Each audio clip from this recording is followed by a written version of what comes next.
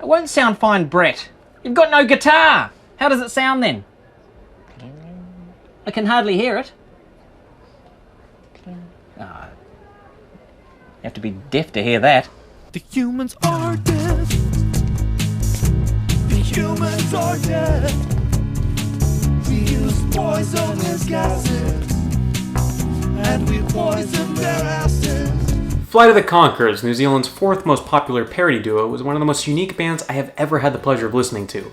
Not only because of their music, but their hilarious HBO television show, which to this day stands as one of my favorite shows of all time. I mean, where do I start with this one? The characters, the songs, the episodes, there's just so much to appreciate with Flight of the Conchords. The show is a witty, deadpan comedy about two oddball musicians from New Zealand trying to make it into stardom in the US. This involves each episode going through the mundane operations of a failing parody duo like Flight of the Conchords, offering hilarity in its dryness. The show presents a unique twist, however, with each episode containing at least two original songs that follow a specific theme in the episode. Going from 2007 to 2009, the show finished up after just 2 seasons. Not due to cancellation, but the big brains behind the show, Jermaine Clement and Brett McKenzie, wanting to move on to other things in their creative careers. It is a bit sad that this show never really got as massive as I think it had the potential to, but I don't think either Jermaine or Brett really wanted that to begin with. Hey, let's actually talk about those guys. Brett and Jermaine founded the musical parody duo Flight of the Conchords in 1998, but didn't really get their big break until HBO picked them up for their now legendary 2005 stand-up series, One Night Stand. This wasn't so much a standard comedy show as it was a concert, with the duo playing select songs from their catalog and making those the big show bits. It's safe to say that this was a success, and not too long after, HBO greenlit the show, and Flight of the Conchords was no longer a failing parody duo, but a failing parody duo with a show about them. Brett and Jermaine stuck to writing the songs, co-writing everything else, and starring in the series, making the show feel very personal and unique. With a lot of shows, you have writers going in and out, with consistency becoming an afterthought, but Flight of the Conchords wears their I do everything badge with honor.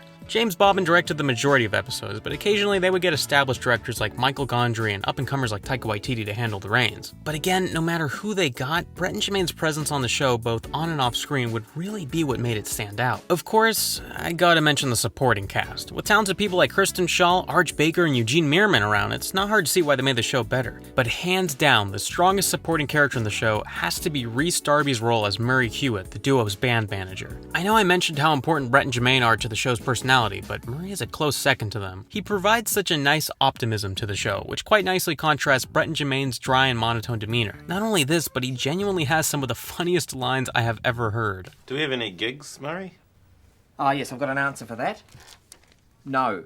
The style of comedy, as mentioned before, is very deadpan by design, but the real laughs come from the characters themselves. There's no sense of self-awareness coming from any of the people in the show, and that gives them plenty of room for comedy. If I had to compare the style of the show to anything for someone looking to try it out, I'd say it's like a blend of both the UK and US versions of The Office, with the show keeping the merciless awkwardness of the UK while having optimism in its failure, like the US one. The show ends up feeling like a love letter to music, and the struggle of the musician through how it portrays Brett and Jermaine's very own efforts for fame. There are tons of musical references here, with one episode even dedicating itself to the now late music legend David Bowie. So there's lots to appreciate for everyone here.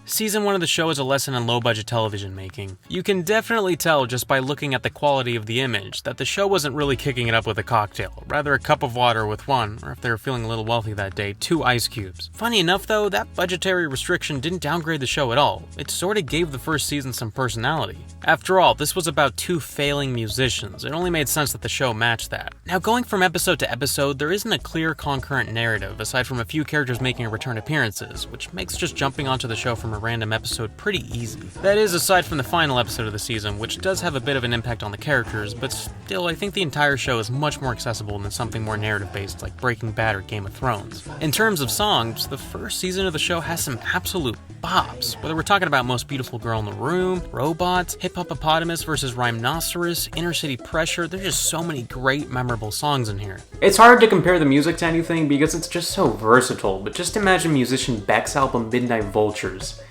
On steroids.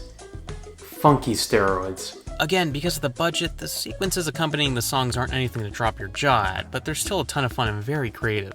Overall, Season 1 is an excellent start to what would be an excellent show. It seemed like they really knew what they were doing right from the first episode, which is a quality that I wish many shows would have. A lot of times, TV shows make you work for your enjoyment, having you wait episodes upon episodes for something to finally happen, but no sir, Flight of the Conchords is not your average show. While not the most popular thing in the world, the show was pretty big in the world of comedy and ended up getting a season 2. So was it better? Worse? Better in a worse way? What does that mean? I don't know.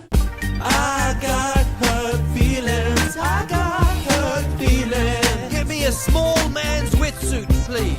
The one thing I can definitely say about the show is that because they kept it so short on 2 seasons, there wasn't really any room for dramatic fall-off in quality, and thankfully that doesn't happen here. Right off the bat, we can definitely tell that their measly budget of a couple pennies went up quite a bit just from the camera quality alone. We've got more dynamic shots, more grandiose music videos, and just better production overall. The best thing about this though is nothing got lost in the bigger budget. Brett and Jermaine are still the same dudes we knew in season 1, so it really is just bigger and better in every way. This season also has my favorite episode of the entire show, being episode 6, Love is the Weapon of Choice, where Brett and Jermaine fall for the same girl they meet at the park, who has a dog with epilepsy. I don't want to say too much, but the episode ultimately culminates into a hilarious climax at a canine benefit that is just perfect. All in all, the second season really is better in my opinion. It just improves everything on every front, and hey, that's not to say there isn't any reason to go back to the first season. There is a nice level of underdog modesty to what season 1 brought to the table, and yeah, it does have some of the very best songs too. That's mainly why I don't believe there's any real undeniable winner here when comparing seasons. I just happen to prefer the second one, while others prefer the first. I mean, we're not comparing game consoles here, there doesn't need to be bloodshed.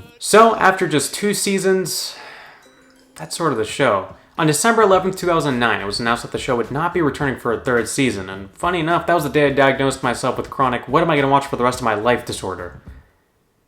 I didn't know DVDs existed at the time. After the show, Brett and Jermaine moved on to bigger things in their careers. Jermaine co-directed and co-starred in the hilarious comedy What We Do in the Shadows with Taika Waititi, and Brett went on to win an Oscar for his music on the Muppets movie and have a consistently growing weird cult for his 3-second cameo in Lord of the Rings. I know that sounds like a joke, but it's not. It's so head-scratching. The 2-person gang banded back together in 2018 for a concert in the UK and an HBO special, and no, I did not attend. Don't mind me, I'm just putting on my brand new name tag. Other than that though, there hasn't really been much recent activity from the famed Kiwi duo. Nowadays, they consider Flight of the Conchords a side project, so I don't see there being any chance of a television show coming back, and you know what? That's okay. I think ending it when it was hot really makes the legacy of the show much stronger than that of shows that don't follow in those footsteps. So yeah, Flight of the Conchords. The foundation that the show stands on is just so distinctive and strong in terms of quality that even the weaker episodes are still totally enjoyable for me. And that's mainly because of these 2 dudes and what they bring to the show. Oh, and Murray. Murray is amazing. If you haven't checked out Flight of the Conchords yet, please, I implore you to go give it a shot. It's one of the funniest things I've ever seen on television. It's actually available...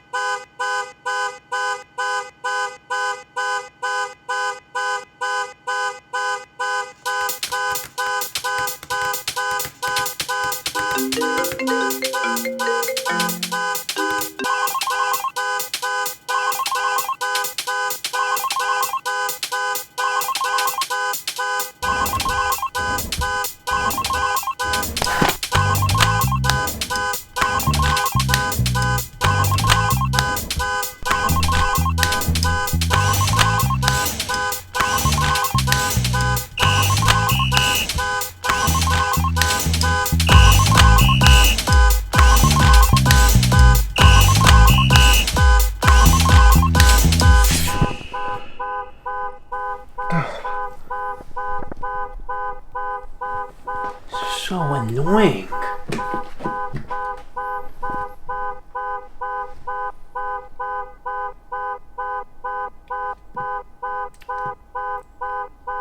My car's getting robbed. In a city pressure.